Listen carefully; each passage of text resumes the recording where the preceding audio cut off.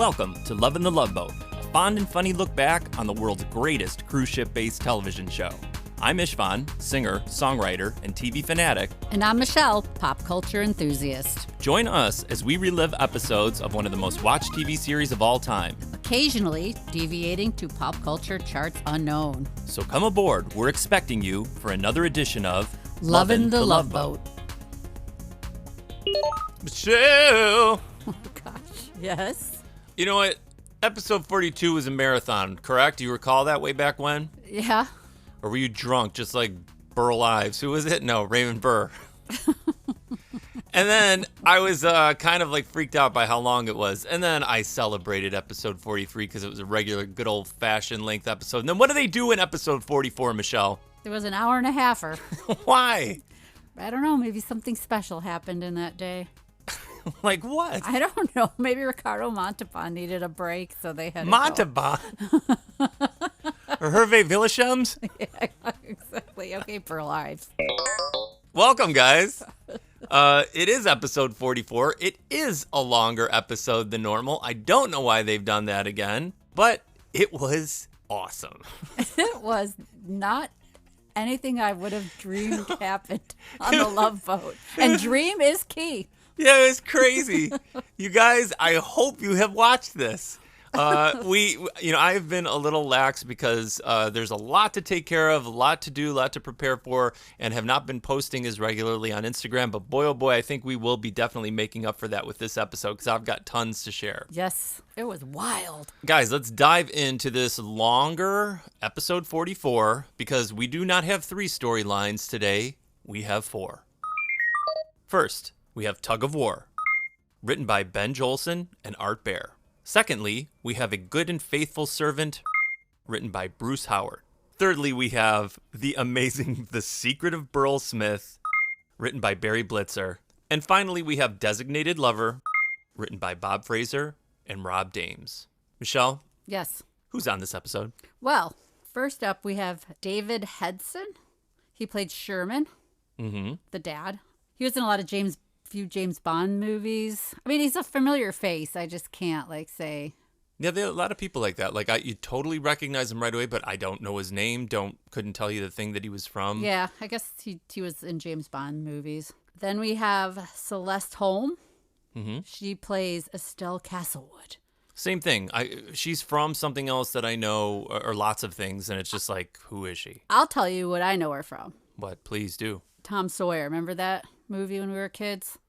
No. She played Aunt Polly. It had Johnny Whitaker in it from Sigmund and the Sea Monsters. No. Well, maybe if I saw it again, but it's And not like Family springing to Affair. mind. Oh, yeah. She played his Aunt Polly in it. That's what I recall her from. But she was in a bunch of movies, too. Then we have Telma Hopkins. Yes. Did she even have a name? It was Cleo? I never heard her name mentioned on the show. She barely was in it, but everybody knows her from, Tony Orlando and Dawn. Oh, yeah. And Give Me a Break.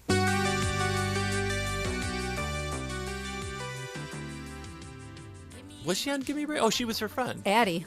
Oh, wow. I watch that every single too. week. She I was love her Give Me a best Break. friend. I love Nell Carter. I liked, yeah. Oh, wow. That's awesome.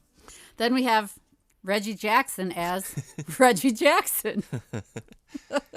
I thought he was great. I thought it was fantastic. I don't want to get into it just quite yet. I loved it. I loved the whole thing. It was amazing. Yeah. And he was huge. Reggie Jackson was just gigantic. Well, at that time, he was everything. He was the LeBron James, the Michael Jordan, the whatever of that time when we were kids. He was amazing. But he was great on this. Then we have a family affair. We have Hayley Mills, John Mills, and Juliet Mills.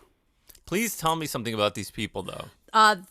John Mills is the father of Hayley Mills and Juliet Mills. Oh, he's the dad to both of these women? In real life. Okay. And he's like a famous British actor. Okay. And then... He was awesome. I loved him. He did great. And then he was in Goodbye, Mr. Chips. That's like one of his more famous films. And then, the Mills sisters. Hayley Mills was in Parent Trap. She played twins. Oh, my gosh. Okay, yeah. And then Juliet Mills, I think this is their second time on the Love Boat. Well, if you recall, she was in that musical 3-way with Richard Dawson. Yeah. And Robert Goulet. And she plays Millicent in this one. Yeah, it was good to see her back. But I thought again, that was cute because they didn't get to act much together, all three of them. The show is the best. It really is. And it puts different people together. That's one of the great things about the show is that they mix up all this different stuff, different generations, people that are actually like married or dating or whatever. It's crazy. It's crazy in an awesome way. I love it. Yeah, I'd like to ask them about this, how special it probably was for them to act with their father. Yeah, pretty cool, I bet. Mm-hmm.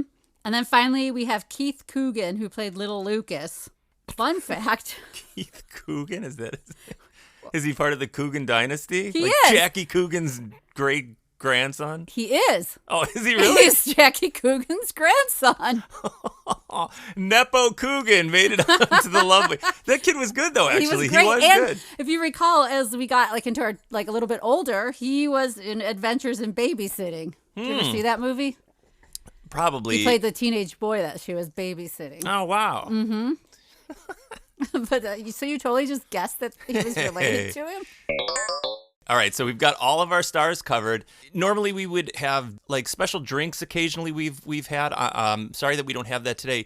We should have told everyone in the previous episode, make sure to drop acid. Okay, so maybe now would be the time, or if you have some old mushrooms laying around or something like that, now would be the time to do them because we are about to take off on one of the stranger Love Boat episodes I think than we've seen thus far. I'll say. And I loved it. I did too. It's just everything kept getting better and better, and then it exploded at the end. All right, well, let's first welcome on people and kind of establish something because they do start this episode a little more differently. Doc is looking for Gopher, who has overslept. Doesn't lock his doors. No, they don't lock doors. We've established that on this. No one's doors are usually locked, no. I think. And he is tripping out one of many fantasy sequences that take place on this episode that are absolutely spectacular because he is very excited. Why, Michelle? Because he's in love with Hayley Mills, a.k.a. Cheryl Tyson. Gopher! I love that deep voice of yours, Cheryl. Oh, for Pete's sake, Gopher, it's almost boarding time. Wake up. Anything you want, Cheryl. Cheryl. Mr. Smith, move it now! Morning, Doc. Morning. I know you spend every waking moment thinking about Cheryl Tyson, but I didn't know you spent every sleeping moment thinking about your cover girl, too. She's not just a cover girl. She's a goddess. Well, you're going to have plenty of time to daydream about your goddess. How come? Because if you're not up and out of there, you're going to get fired. Bye. He knew that she was coming on, right? That was confusing. How would he not, though? He had the poster on the wall, and then he was all like... It was confusing because I was trying to think, did he know she was coming? Because then it kind of seemed like he was surprised that she was on. And then it took me a while, throughout the episode to know exactly what she was. Because then I'm like, is she an actress? Is she? But then she's a model, right? She was. She's like a famous Cheryl Tiegs kind of a thing. Yeah, exactly. Mm-hmm. That was the time, too. There were a lot of people like that. Yeah. Farrah Fawcett, a lot of women who were just like sex symbol people. And that was like a major, major thing. Yeah, but he's just completely infatuated with her. Had a T-shirt of her even. Well, it's nice to see her poster up in his room as opposed Next to all the the ancient actors up there in his sad quarters. Yeah, but he's psyched for her to, I guess, I don't know. He's just very infatuated with her, and we do not know if he knows that she's going to be on board. Now, Michelle, all wealthy people, they have a lot of luggage, right? Always. I noticed that when you go on a cruise. Like perfectly monogrammed, identical luggage. And when that is the case and you're affluent, you don't want to be lugging that stuff yourself. Nope. So you must have a servant of some kind. And if Abe Vigoda's already retired. Yeah, who else is going to do that for you? So the very wealthy Miss Castlewood arrives with her butler in tow. Dear, I do hope I brought enough to wear. Will you consider the steamer trunks went on ahead? It appears sufficient, madam. Thank you. Bertram, see to it that the dogs are put right into the kennels. They're already there, madam. Oh. All the silverware must be polished. And, the gardener. The last time he overwatered my zinnias. Now, you will speak to him about that, won't you? Rest assured, madam, it's all taken care of. Oh, Bertram. What would I do without you? Well, I'm sure you'd manage, madam. Somehow. All visitors ashore, please. Time to wait ashore. Oh, Bertram, do enjoy your holiday, too. Thank you, madam. I'm sure I will. I'm sure I will. Her butler, his name is Bertram, which I don't think you mentioned, some kind of name of Bertram. But he is also getting to take a vacation while she's on vacation. And what does he do? Books a trip on the Love Boat. Yeah, he like transforms superhero style by taking off his butler cap, and then he pulls out his ticket. The dude had the greatest clothes on this cruise, I think. Like his pants, his shirts. I mean, he was just like English suave throughout. And, you know, I mean, maybe he could have told her, right? No? Yeah, I thought that was, I mean, how does he think he's not going to run into her Right. at some point on this cruise ship? It's Right. not like cruise ships now. Maybe now you'd have a better chance. It's not against the rules for a butler to go on a cruise, is it? No, I don't think so. She told him to be on vacation. Michelle, did you have a nickname in high school? Was it Freight Train? No, No? it was not. It was headphones. Headphones, cool. Because I wear headphones in my Walkman all the time. And you were good friends with Reggie Jackson, correct? Or was it Bill Buckner? I can't remember. Bill Buckner.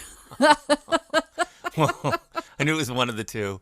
Well, Yes. much like Michelle and Bill Buckner having a great friendship back in the day, turns out Isaac, he was known as Freight Train, and he went to grammar school with the great Reggie Jackson. How lucky.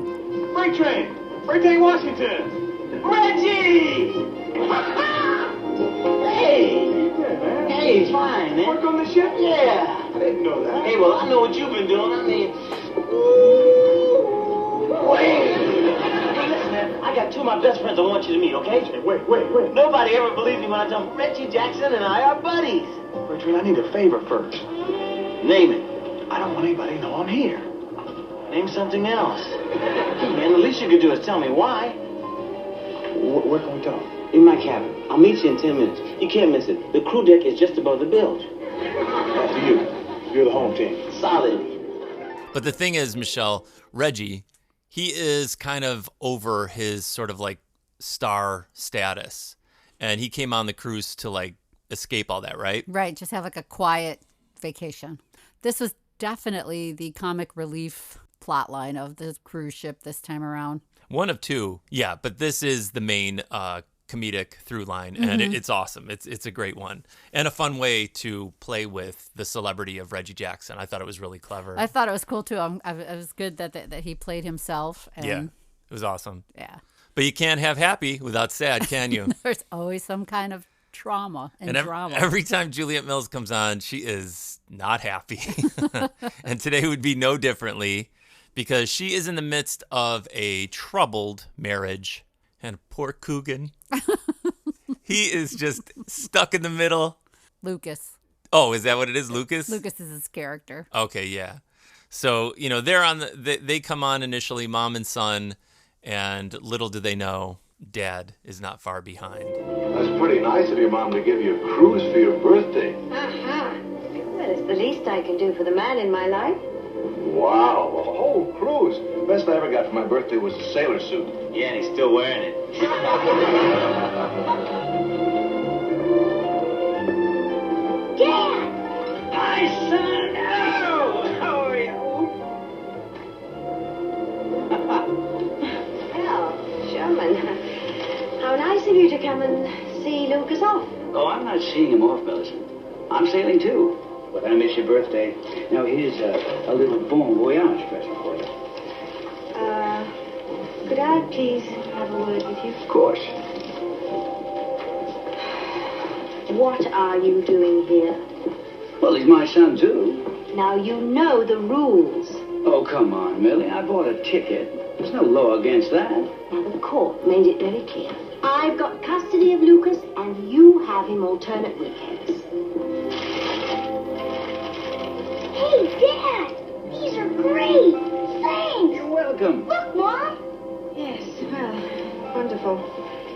Come along, darling. We'll go and see about our cabin. Uh-oh. Yeah, some happy birthday. You have to admit this Gopher storyline is pretty crazy and pretty trippy. It absolutely is. And I salute the show for taking chances and doing different things and messing with its own structure and form. Because these were, you know what this was like? I mean, we've referenced it before too, like the Monkees. That's what I have in my notes. I go, this is very reminiscent of a Monkees episode. And I mean, I am obsessed with the Monkees. It's my greatest joy since I was a little kid and the thing that inspired me to become a musician, basically. And it is very much like that. And they were super fun because they're funny and weird and totally like surreal. Because it's like the different characters that he's playing in each fantasy sequence is very much like a Monkees episode. Yeah. And so the first time he is confronted with the fact that his crush is on board, you know, Gopher is completely overwhelmed and he's bumbling his way through all of this stuff and not being very cool. So he rushes over as the captain's talking to her, and we head into the first of several fantasy sequences where he transforms into the Admiral. Hello. Hello? Could somebody show me to my cabin? Oh, I will. He has a little problem with his sea legs. Allow me, Miss Tyson. As you were, Baldy.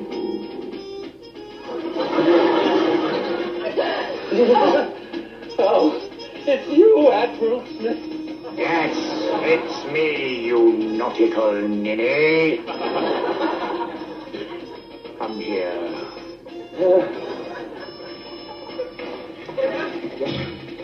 Anything you say, sir. Put that back on, you living flashbulb. Anything you say, sir.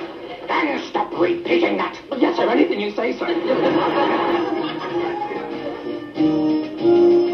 Mr. Dewey, who is this lovely water? Just one of your ardent admirers, sir.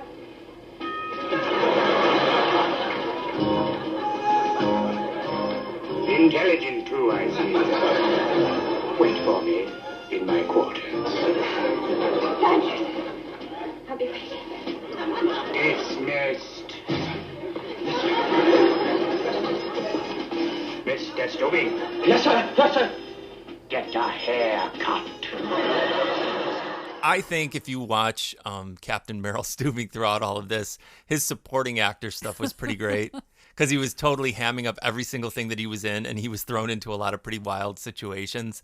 But it's crazy. I mean, honestly, this one you really do need to watch if you haven't. I highly recommend it. It's so visual. It's crazy. I mean, like just the costumes that they're in, the scenarios that they're in, it's super fun. Mm-hmm. Michelle, how did Bertram change? Because it didn't look like he brought any luggage with him at all. I don't know. Maybe he had somebody bring his luggage on and we just didn't see it. Because he did have some groovy outfits. Yeah, because he's strutting around the deck now. He's totally digging into his vacation right away. Somehow he's befriended these two women who happen to be his daughters. They seem to be having a great time together. I know that was just maybe to have them have a scene together because prior to that, none of them knew each other. No. And then all of a sudden they're all three walking together on the deck. And then the captain, of course, is there too. Yeah, but who else is there? Celeste Holm. She's lounging by the pool. With all her clothes on. Fully dressed. Yes, as wealthy women do. And she sees and is shocked that Bertram is on board. Bertram? Excuse me. Good day, madam. What on earth are you doing aboard this ship? Vacationing. Same as you, miss. On the same ship? I read your travel brochures. They sounded absolutely marvelous. With me?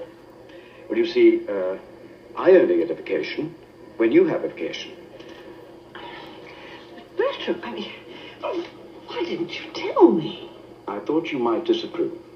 And I might miss the most wonderful trip I've been saving for a very long time. Well, what's done is done. I mean, I can't very well order you overboard, can I? Well, I'm sorry if I've embarrassed you, madam, but please don't worry. It's a very large ship. We needn't see each other. Good day, madam. Oh, madam, don't talk to any strange men. On this episode, there are pep talks galore.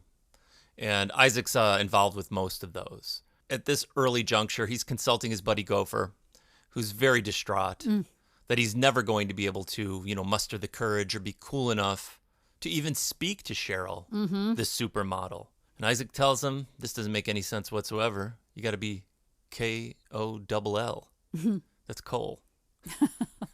It's not cool. I don't know what that is.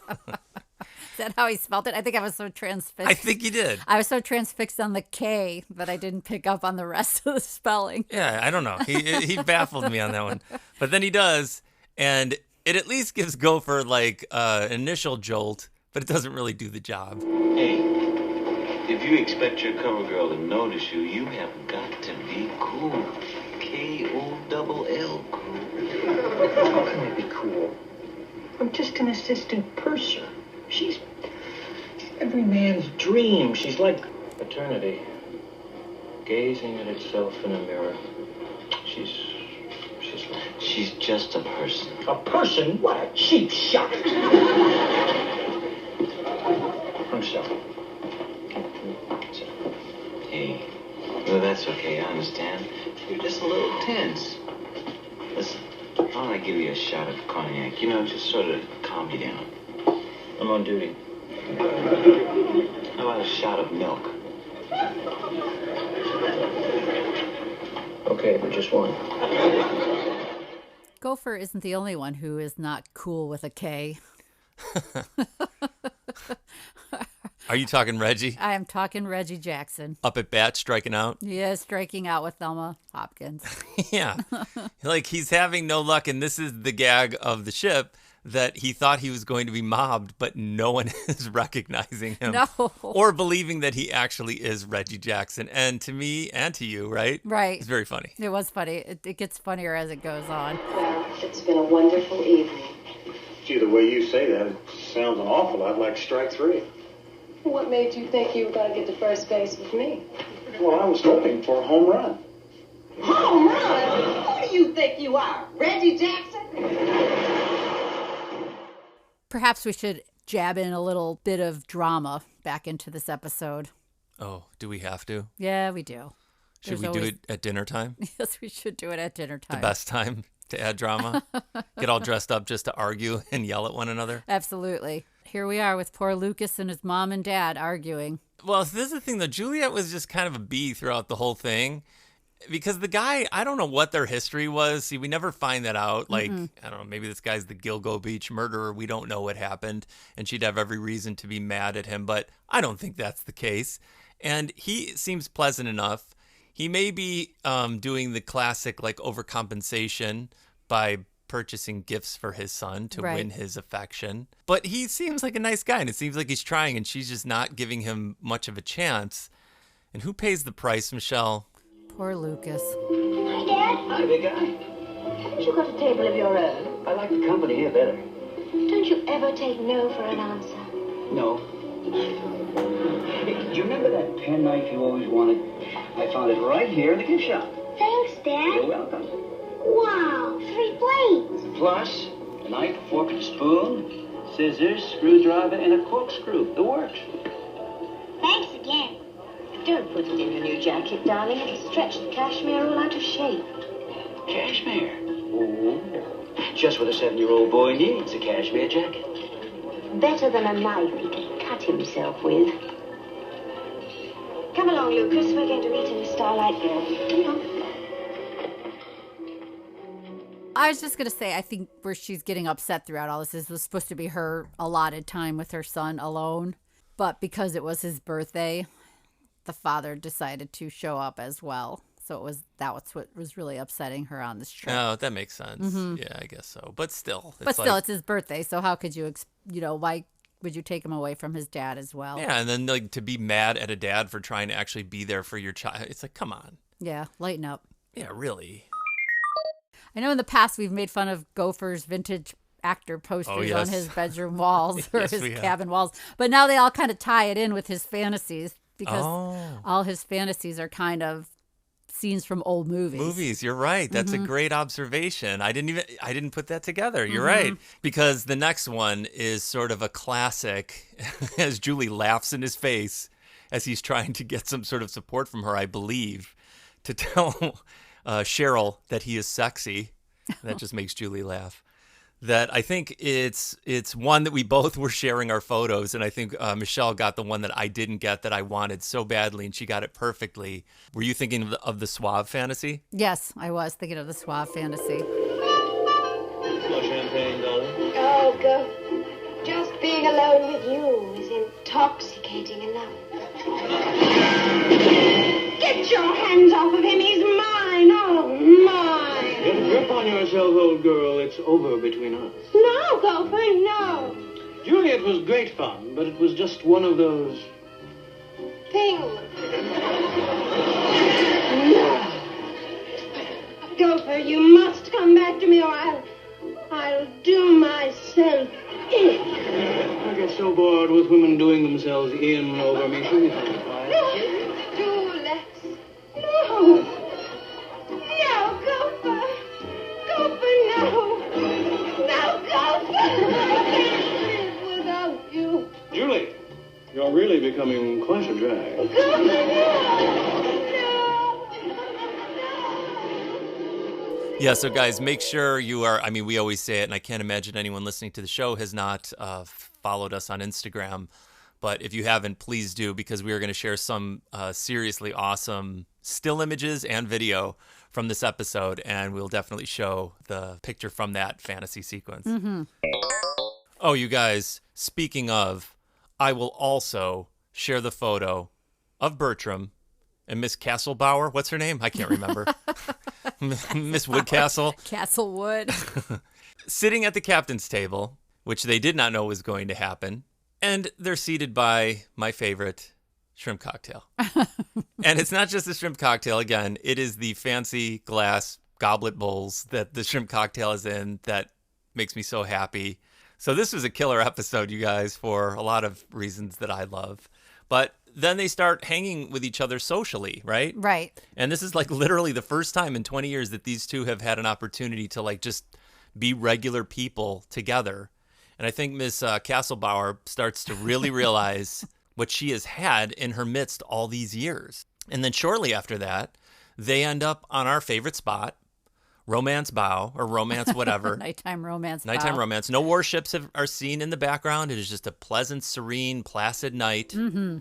And these two start hitting it off. What was it you said? You said that dancing was spooning set to music. It's from an old college humor magazine. But you know, how I get it? Dancing is the loftiest, the most moving, the most beautiful of the arts. It's life itself. Oh, Bertram. I'm astonished. I mean, I always knew you were quite trustworthy, but I didn't know that you also had a very special kind of wit and charm and intelligence. I never realized. Well, Madam has been looking at the back of my head for the past 20 years and has never taken the time to find out what's in it. I'm sorry.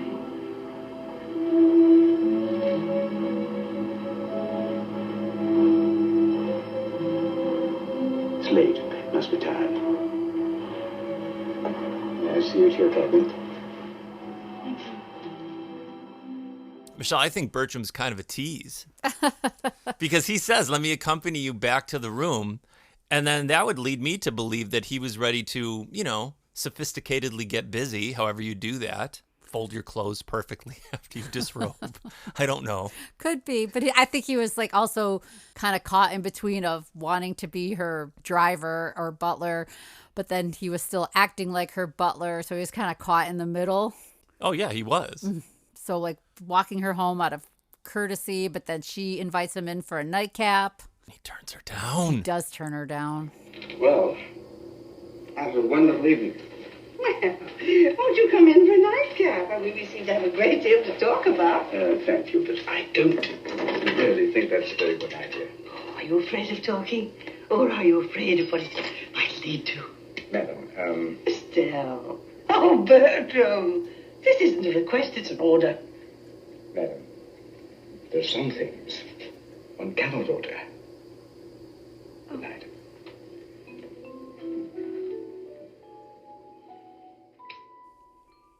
I think little Lucas should have won a little tiny Emmy for this episode. So many tears were flowing for them from this poor little kid. Coogan could cry on command because the poor child, he doesn't well, how could the parents not know that the doors are paper, wafer thin on the Love Boat, and they go out into the hallway to hash out, their issues and problems with one another within earshot of the almost birthday boy, Lucas. Poor kid ends up sobbing in his weird little partitioned room. Because trying to understand how that sleeping arrangement was. He had his own entrance, but no wall. No, he was on a couch. Hey, let's all enjoy Lucas crying, shall we? You really have got a nerve. First you come on this cruise uninvited, and now you're trying to sabotage my vacation with my son. He's my son, too, and I've got a right to see him. Not on my time. Let's face it, Sherman, you and I just don't see eye to eye on how to raise that child. That's right. That's because you're too inflexible. Wrong. You're too permissive. Me? Permissive? A cruise? A cashmere jacket? Look who's talking. Mills, this is getting us nowhere. Tomorrow you take Lucas for half a day, and I'll take him for half a day, and that way we won't have to fight. We always fight. We've been fighting about Lucas ever since the day he was born. Nobody knows that better than I do. I feel as if I spent the last 10 years with a sparring partner.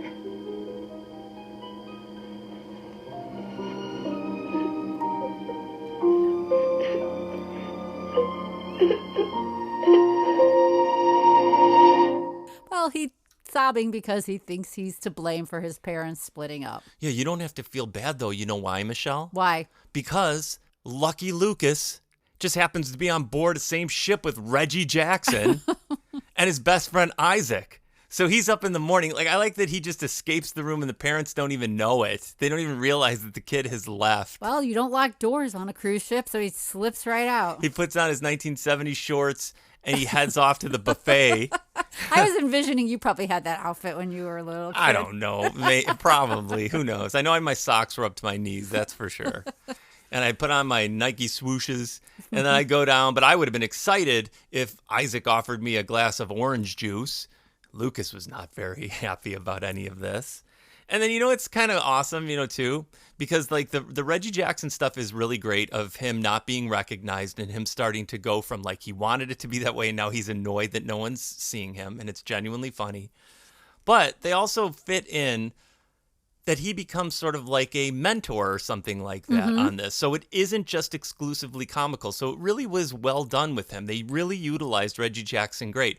And this is the time, do you remember another, we talk about commercials sometimes, do you remember that Mean Joe Green commercial? Oh yeah, that's what I was thinking of with the towel and the kid. Okay. A Coke and a smile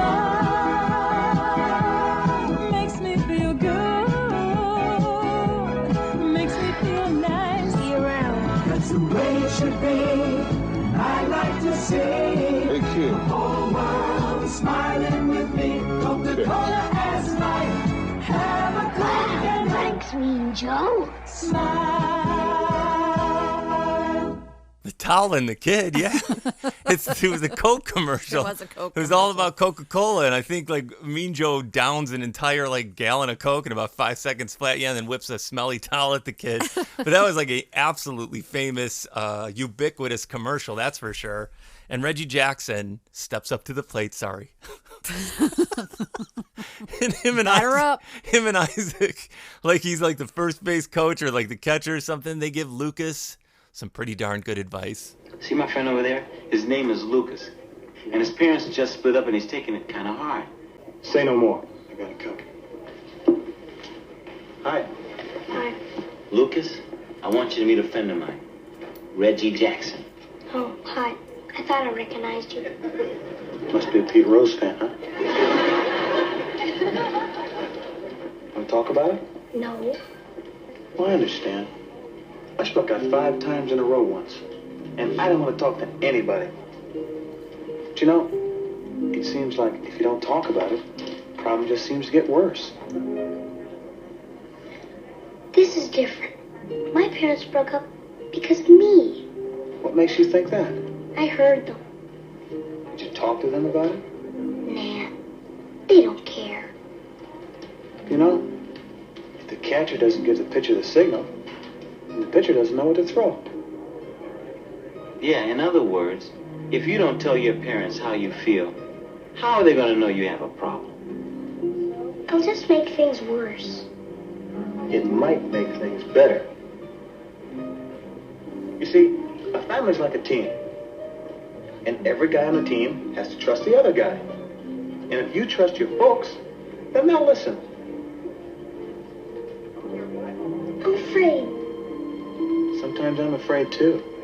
Sometimes I think everybody's afraid. But that's not the important thing. The important thing is how you handle it. Yeah, I guess so. You know so. Reggie says it so.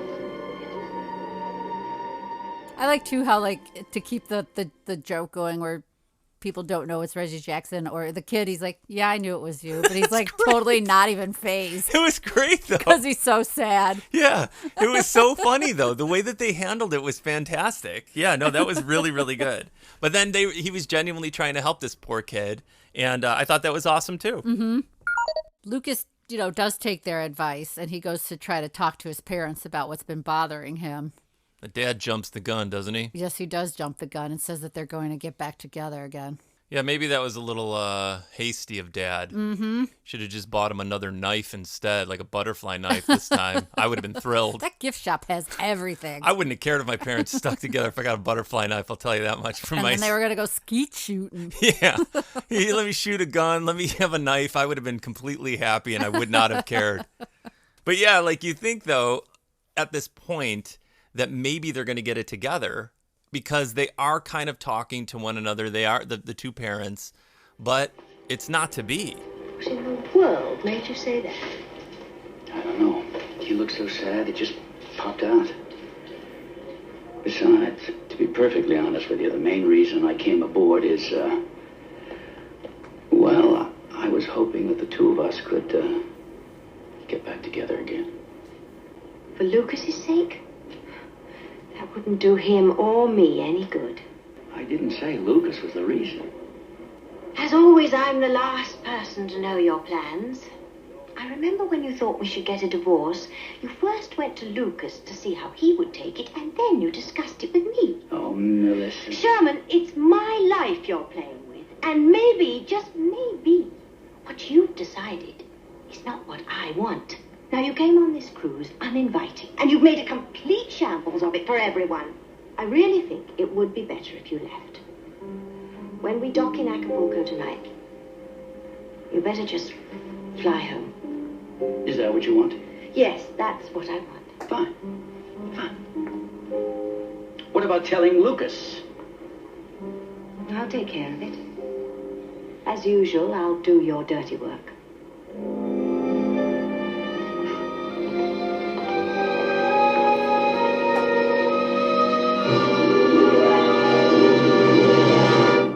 Yeah, so Michelle, again, I don't know if this upset Isaac or not, because he's usually the one, chock full of wisdom. But, he may have met his match because a magical butler is on board. And he just happens to be, sitting out there. He's contemplating his next move. This guy is awesome, though. I really like this guy because the way that he handles things, it's so sophisticated. And they're out, in a different area at night. That's where you get your thoughts. You got to hash out your thoughts.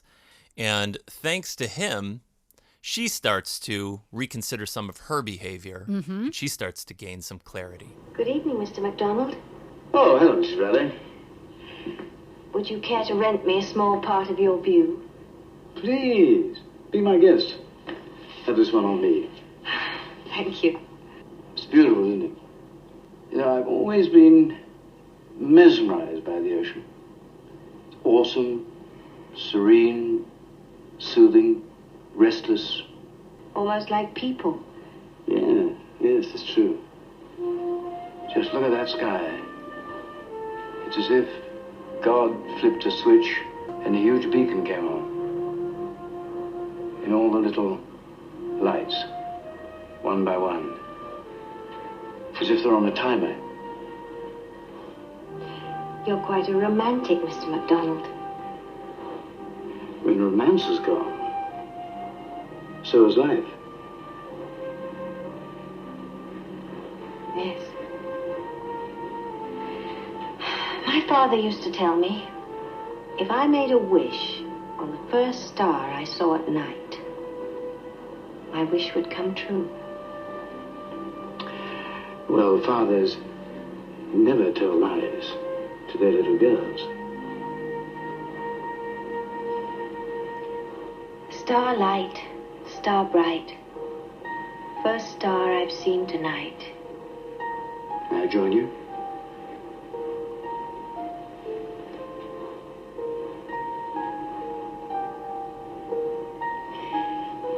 Thank you, Mr. MacDonald. If my wish comes true, I'll buy you a whole sky all your own. And if my wish comes true, I'll have it already. So there's so much going on in this episode. Most of it is pretty awesome. And, you know, I was content at this point with what I'd already seen. Then they got to hit me with the fact that Isaac plays piano and sings. I was not expecting that at all. Let me put sings in quotation marks. Isaac plays the piano and attempts to sing, because I don't know that singing is necessarily his strength. No, I thought it was an odd choice. He's great at dancing, which we've been seeing a lot in these past episodes. And I highly doubt he's really playing that piano. He just heads over the piano and starts tinkling the ivories, and then all of a sudden he starts singing. But they really could have used, auto-tune back then for poor Isaac. But he's singing in kind of like a Casablanca way or something like that. Dream girl, gotta get you into my life. And then, what's her name? Cheryl, the model, comes in. She loves it. She's totally into his singing. Yeah, because Gopher, wasn't he going to ask her to dinner? And then Isaac kind of steals her away from him. Yeah, and this is the thing where she says, just, you know, in passing, that she loves people with musical talent. And this leads to maybe the greatest scene. I'm sorry, this even puts the disco stuff to shame, I think. I don't even know. I shouldn't say that. It doesn't. But I don't remember this from when we were kids. No. But as soon as I saw the lights, platform boots, I was like, oh my God, this is going to be the greatest thing ever. Again, Instagram alert, you guys, because if you want to see Captain Steubing dressed in some sort of like 1970s get down boogie, like whatever outfit that he has on, Isaac has a double afro happening at this point. It was 100% glam. Julie's like all sultry, dark haired, almost like the Bizarro World Janice Muppet character. She had like a Joan Jett wig on. And then poor Doc's got some weird wig on. They look like the Fat Albert Gang when they went into like a musical like number, and Gopher is totally like Gopher Elton John. This is like a Sid and Marty Krofft Captain Cool. It's like This episode kicks ass. I mean, that's all I can say. It was so great, and it's a long number, like a total like a full on song. It's so awesome. Oh my God, it's so great. And I just was not prepared for this at all. I was not. If you could have seen me watching it, I was smiling throughout the whole thing. I had to watch it a second time. Yeah. So like this, you guys, again, you find this episode, watch it from beginning to end, because this alone is worth watching the full episode. Oh my gosh, yes. This is the thing. This one was such a joy to watch. Because out of the haze of this surreal, psychedelic, whatever kind of a scene, they cut to Reggie Jackson out all by himself, kind of wondering, because at this point he's like, I look like Reggie Jackson. He's questioning if he actually is Reggie Jackson. Well, and two, it's because that woman is not giving him the time of day, and he's feeling like if she knew I was Reggie Jackson, maybe she would like me. Yeah, and this scene was just so funny because there's nobody better than Captain Steubing to drive something home in this kind of a way. I feel like Reggie Jackson. I talk, my voice is like Reggie Jackson. I hit home runs like Reggie Jackson. I am Reggie Jackson! I am Reggie Jackson! I know, you told me earlier. You know, it's too bad you don't look like the real Reggie Jackson. You'd be the most popular guy on the ship. Thanks, Captain. this episode is wild in a lot of different ways, and that stuff kind of takes precedence. But they honestly did weave some other really cool things into this because this butler person, he basically turns down his employer for very noble reasons. And his solution is even more noble, Michelle. Were you expecting what he did? No, I was not. What'd he do? Resigned. Bertram, about last night. Yes. I've been thinking about that, too. Yes, well, please, I would like to apologize for any embarrassment I may have caused you. No. I'm the one who should apologize. What happened last night was unfortunate. What didn't happen, you mean, don't you? Perhaps we should see less of each other for the remainder of the cruise. And I would suggest not at all. Either on the ship or off. I would be grateful, madam, if you would accept my resignation.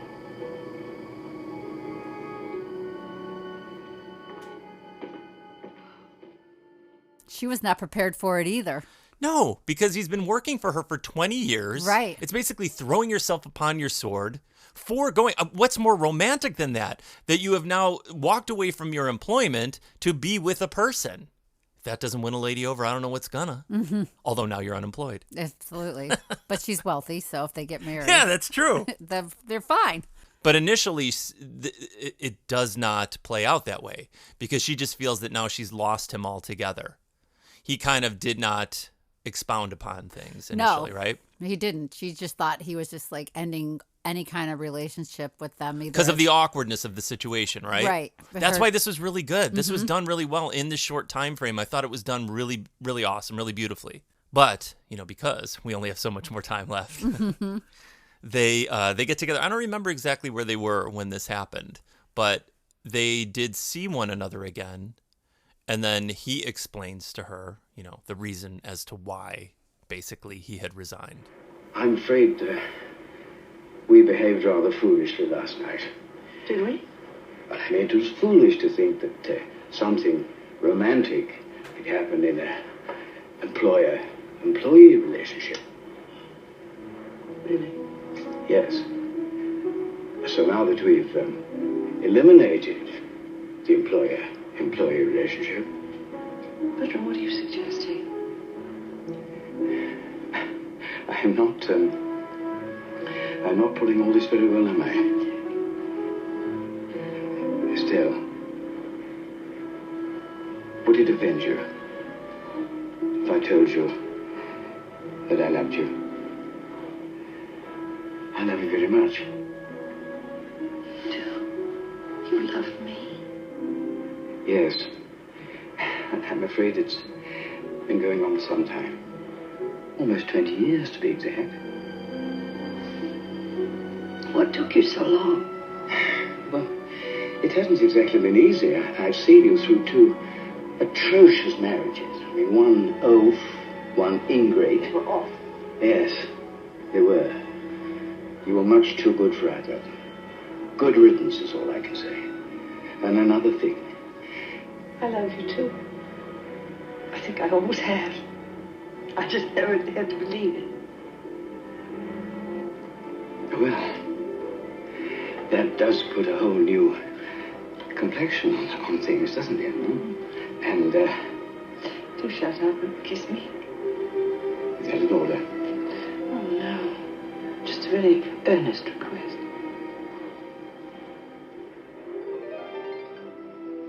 Can we pretend that they move in next door to Nancy Walker and Abe Vigoda? But he's in that tiny apartment. No, but maybe because Nancy Walker is on the scene that they moved into a nice place, I don't know. I think that would be great. That would be like a spinoff. Beverly Hills, Yeah, like Knots Landing, but Beverly Hills. I think you got a good thing going.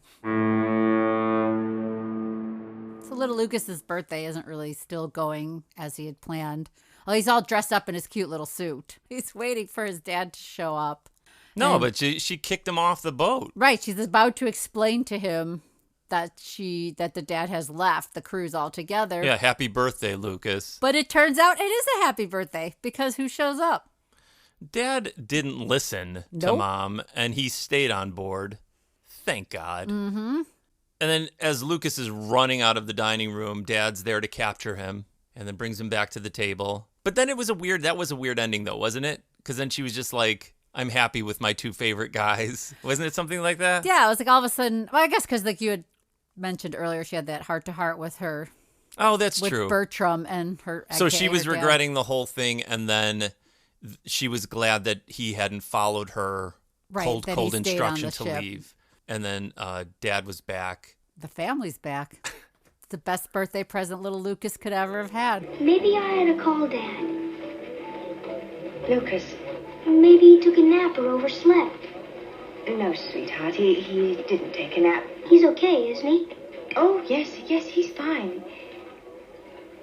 Lucas, today, when your father said that we were getting back together, well,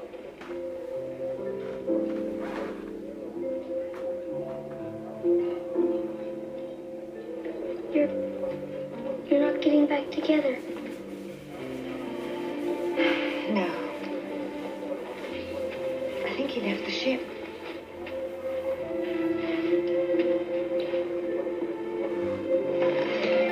Lucas. You thought how? You thought wrong. Hello. Do you mind if we join you for dinner? Well, what more could a girl ask for than to have dinner with the two men she loves the most? Sherman, Millie, I love you.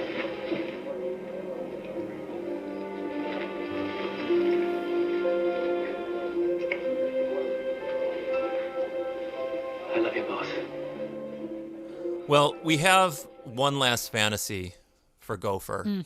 He's feeling low because I don't think that we had covered the fact that he finally just kind of like gave in and didn't want to have dinner. He was going to go out to dinner with this Cheryl person. He was all excited, but then he lost confidence again. And he was feeling sorry for himself. And he goes into an elaborate, I love the sound before a fantasy sequence, and then it gets all wavy. One of my favorite things from childhood television ever. And he goes into a Casablanca fantasy, basically saying, it ain't right for us, baby. But then Cheryl, she comes out of Nowheresville, and she's like, what's the deal, weirdo? Basically. I'm waiting to go out to dinner. I'm waiting to do this and that. What is your problem? I've watched you run around this ship in some sort of bizarre fantasy sequence, and I still am not like disliking you. What's it going to take for you to take me out? And so those two do go out, don't they? They do. Here's looking at you, kid. Is that all you're going to do, Gopher? Look, Ah, Cheryl. Doc gave me your message that dinner was off. Honestly, Gopher, you could break a girl's heart. Me? Break your heart? Why not? Well, because you're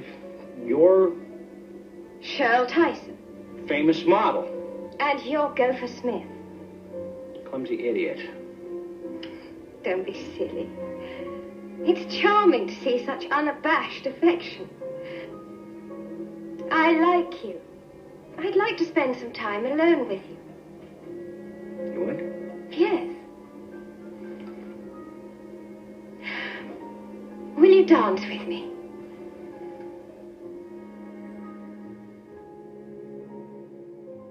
Michelle, do you think Bertram lived in this woman's house, like in like a Alice from the Brady Bunch quarters, like little quarters, or does you think he has his own little apartment like in Burbank and then he commutes to Beverly Hills? Well, I would say he lived on her property somewhere because he was her driver. Oh, like the servants' quarters. Yeah, she had a servant's quarters for him because if now will he move into the big house? I think he will. He could pack up his servant's quarters and move to the big house. Wow. That's going to be weird. It's going to be a weird adjustment, but if anyone can do it, it's him. He'll probably have to hire his replacement, too. Wow. So much to think about. But that's for another episode altogether. For right now, Bertram and his bride-to-be say their goodbyes. Bye, Captain. Goodbye. Thank you for a most enjoyable cruise. Oh, yes, indeed. Seeing you two together, it's almost as if you've known each other for years. Almost. I can truthfully say that all other men could take a back seat to Bertram. Goodbye. Goodbye. It turns out Reggie is not insane. He is Reggie Jackson, because when he gets ready to leave, fans are there en masse with homemade signs and everything. That's so weird. And they're cheering him on, but because Reggie's such a good guy, he takes time to talk to little Lucas. You're not going to leave without saying goodbye to me, are you? Nah. Well, I hope not. I'm glad everything worked out for you. Yeah. Thanks, Reggie. Thanks, Isaac. Glad we could help. Remember the time when you told me you skipped right from 7 to 9? Yeah. You missed the best year. All right. I gotta go now. See you in the World Series. Okay.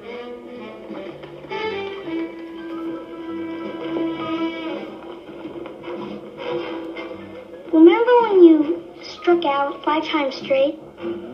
I had the same problem once in Little League, but I figured if you stick your foot in the bucket, kind of tuck this elbow in here, you got it good. Think about it. After that final goodbye with Reggie Jackson, Lucas heads on over to his parents. He scampers over, He does. all excited to tell his parents they couldn't care less that he's now friends with Reggie Jackson. They had no interest. They have at enough all. on their mind. They're still working on the marriage, I trying to guess get that so. together. Not the fact that their son has got some counseling from Reggie Jackson to Yeah. get through this traumatic cruise. Yeah. And then, but they're off as a happy nuclear family. Absolutely. And the greatest thing, the way that they wrap this baby up, is that it turns out Cheryl, the supermodel, is as weird as Gopher. Absolutely. That was so crazy. They're both bizarre and dorky and weird. They're both movie buffs. Yeah, in the same exact way. Mhm. So the only sad thing is, like, we probably will never see her again. No. But for now, these two are having a great time, and they're on their way to some sort of Laurel and Hardy film festival together. They were. Well, I'm glad to see that the two of you finally got together. Was there ever any doubt? Take good care of our purser. We need him back in 2 days. I will. Right, well, I guess we're ready to go. Did you call a cab? I thought you were going to call a cab. Me? Well, here's another fine miss. You've got nothing to? Well, I didn't know. I thought that you would go. I thought... Of course you didn't know. I have to take care of everything. I'm sorry, Ollie. It won't happen again. After you. After you.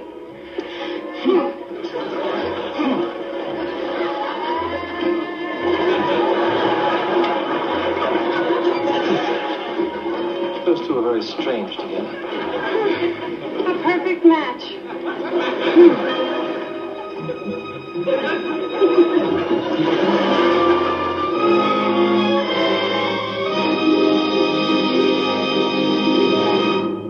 Michelle, Istvan. on a scale of 1 to 10 shrimp cocktails, how many shrimp cocktails do you give this episode? I give it a 10. I give it a 10. We're in agreement? It surprised me. It made me laugh, smile. It was fantastic. It was awesome. It was so great. You guys, did you like it? Did you not? How dare you? It was crazy. And again, the Love Boat's giving you all this extra entertainment too, man. They're like going for it and giving you extra minutes of entertainment, which is completely unbelievable, and things that I just was not expecting. And No. nor were you. I don't even know how the next episode's going to top this. Yeah, I don't know.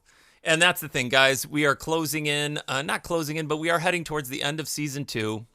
I've loved this season thus far, really, for the most part. Me A couple too. little clunkers, but for the most part, I love it. And like I said last episode, I was talking about launching our second annual GoFundMe campaign. And as of today, I have it live. Nobody knows except for me, but I will be posting that on our Instagram and on my Facebook and Michelle's Facebook and various different places. So we hope you guys can find it in yourselves. dig to your inner Mrs. Castlewood and contribute something to the GoFundMe campaign. Again, it's to keep the show alive, to keep the show going first and foremost. And secondly, to keep it commercial free. And then thirdly, just to give us extra boost to find other ways to make the show even better than it has been before. I was thinking instead of saying GoFundMe, you should say GoFundMe. Oh my gosh.